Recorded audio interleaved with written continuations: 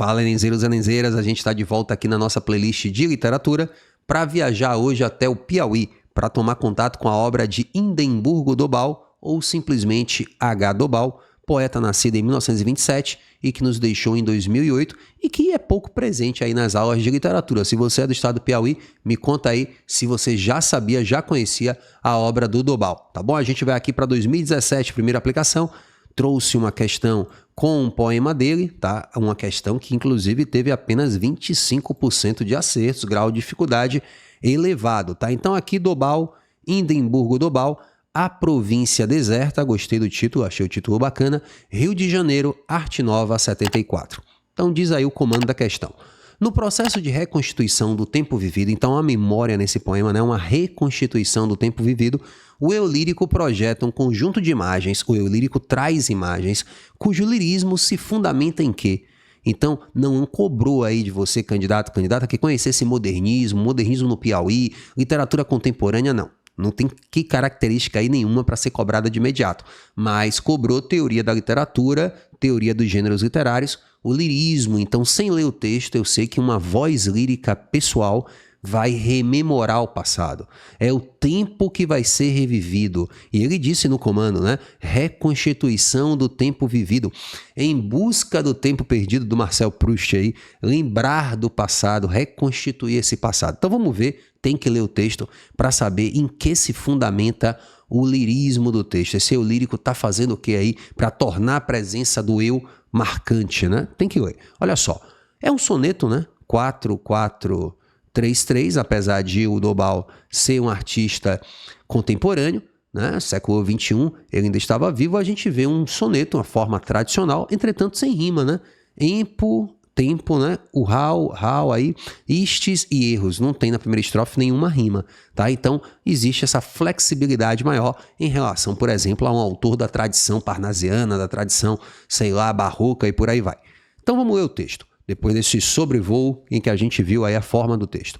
Sobre esta casa e as árvores que o tempo esqueceu de levar.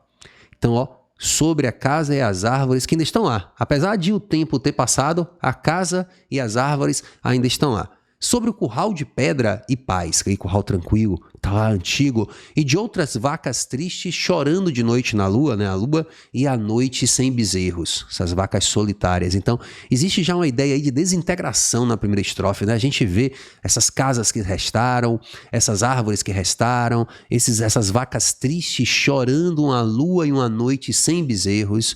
Sobre a parede larga deste açude, onde outras cobras verdes se arrastavam, outras do passado, e pondo o sol nos seus olhos parados, iam colhendo sua safra de sapos, a sobra da cobra parada, esperando a hora do bote no sapo, e ia colhendo essa safra, um clima rural, né, mas não uma safra de produtos agrícolas, é uma safra de sapos, tem certo recurso sonoro aí, ó, sua safra de sapos, a aliteração.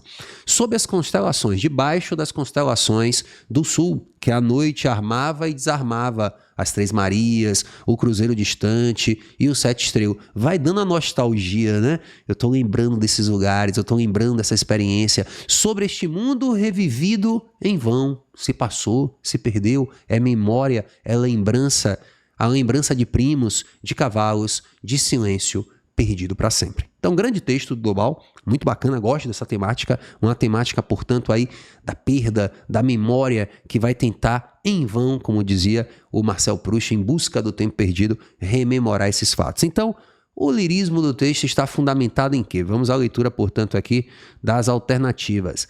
Inventário das memórias evocadas afetivamente. Inventário até já caiu do Enem. Vou deixar aqui em cima o vídeo em que ele perguntou sobre esse gênero textual. No caso aí tá com uma palavra, né? Em que você faz uma relação de coisas. Então existe um inventário, sim. Um inventário de memórias, né? Cada estrofe, ele usa inclusive a anáfora sobre esta casa, né? Esse sobre aí que vai se repetindo só depois que ele bota um sob, mas a gente tem aqui essa construção que se repete, então existe uma construção aí que vai trazendo uma lista de coisas que estão sendo lembradas afetivamente. Porque essas coisas afetivamente, porque são da memória do eu lírico, tá? Do eu lírico que está lembrando as experiências dele, que não são as minhas, nem são as suas. Mas isso não impede que a gente também seja tocado por essas lembranças. Você poderia colocar aí, faça um soneto, né? A minha escola do ensino fundamental 1, né? O meu bairro. Será que você já deixou esses lugares? A escola fundamental 1, né? Acho que sim, né? Só quem tiver no terceiro ano, mas... E aí, se voltasse lá e visse aquela árvore em que alguma coisa aconteceu, aquele cantinho ali do pátio em que você brincou, percebe? Então é isso que o Dobal está fazendo, mas com esse ambiente rural. Então existe um inventário das memórias que são lembradas afetivamente. Achei tranquilo a letra A. O problema talvez maior fosse, né, seja ler o texto e compreendê-lo. Existe um lirismo cujo, né, que tem um reflexo da saudade no desejo de voltar à infância. Não, ele até concorda aqui, ó, que é um mundo revivido em vão. Ele não tem esse desejo de voltar para a infância. Eu não iria nesse trecho aqui, não. Existe uma saudade, um certo saudosismo. Não diria nem um saudosismo, uma nostalgia que está quase sinônima, mas fazendo aqui uma discussão semântica, mas eu não diria que existe o desejo de voltar para a infância, não. Existe um sentimento de inadequação com o presente vivido. E aí seria o escapismo, né? Eu não me adequo bem ao presente e por não me adaptar ao presente eu quero evadir para o passado. Não dá para falar isso. Isso é uma superinterpretação. Não existe um sentimento de inadequação com o presente. Existe uma fuga ao passado. Tudo bem. A letra C seria até plausível. Se eu não estou bem com o presente, eu volto ao passado. O romantismo fazia muito isso. O romantismo brasileiro. Ó, que saudades que eu tenho da aurora da minha vida, da minha infância querida, que os anos não trazem mais. Não é o caso do soneto O Mundo Revivido, do Dobal, tá bom? Então, letra C, também não vou nela. Letra D, existe um ressentimento. A sensação de ressentimento, uma mágoa. Já exagerou, né? Um ressentimento, a gente vai ver, inclusive, não perca não. Até o final do episódio eu vou mostrar a marcação letra por letra, que eu também não sei, tô curioso. Agora fiquei curioso para saber qual é a letra mais marcada, talvez a verdadeira, né, com 25%, mas qual foi a letra que enganou o povo aí. Então, ressentimento com as perdas materiais e humanas, ele não tá lembrando dessas coisas ressentido. Não, ele tá lembrando dessas coisas com uma nostalgia, como eu falei, com saudosismo. Vou continuar aqui com saudosismo. Existe um lapso, um esquecimento no fluxo temporal dos eventos trazidos à cena. Não existe um lapso assim, alguém que esqueceu. Não, ele está rememorando, né? Então não diria que lapso aí é uma palavra boa, tá? Lapso aí não, né? Não tem aí sim um lapso no fluxo temporal. De fato, é a letra A, né? A gente tem um inventário das memórias afetivamente lembradas, podemos dizer assim, né? Evocadas que ele usa. Tá bom? Então, gabarito, letra A. Vamos ver como é que foi então a marcação letra por letra. Olha só.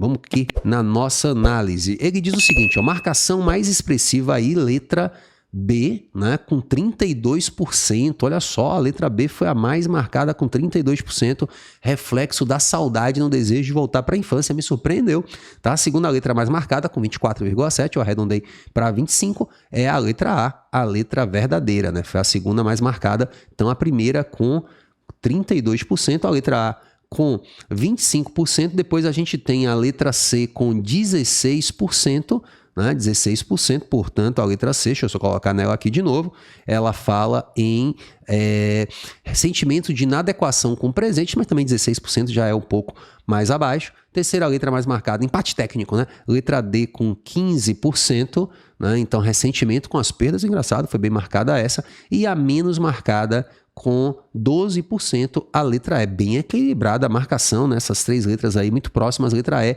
com 12%, o tal do lapso no fluxo temporal. Então você tem aí a marcação letra por letra na média do Enem, que foi 506,26, uma média mais baixa na prova de 2017. Essa questão que foi acertada por 35% em média dos alunos egressos de institutos federais, por cerca de 34% dos alunos egressos de escolas privadas, por cerca de 23% dos alunos egressos de escolas municipais, já abaixo da média, e por cerca de 22% dos alunos egressos de escolas estaduais. Então, aí a média mais ou menos por escola, competência de linguagens e códigos, analisar, interpretar e aplicar recursos expressivos das linguagens relacionando com seus conteúdos, com seus contextos, mediante a natureza, função, organização, estrutura das manifestações de acordo com as condições de produção e recepção. Péssima, competência enorme, abrange um monte de coisa, não te ajuda em nada conhecer, ó, tá? Professor que tá falando, não perca seu tempo. E a habilidade 16, relacionar informações sobre concepções artísticas e procedimentos de construção do texto literário. Tá bom, né? Também não ajuda em grande coisa. literatura e artes, raramente a habilidade e a competência, né, ajudam em alguma coisa, tá? Então tá aí o raio-x da nossa questão, mas não vai embora não. Fique aqui comigo, te convido agora para saber um pouco mais ainda sobre a literatura do século XX no texto Menina, de Ivan Ângelo, um texto que lembra muito Clarice Lispector, com introspecção, fluxo de consciência. Vai ser bacana você assistir comigo, é só clicar aqui no vídeo que está aparecendo e a gente se encontra em um segundo. Tô te esperando, hein?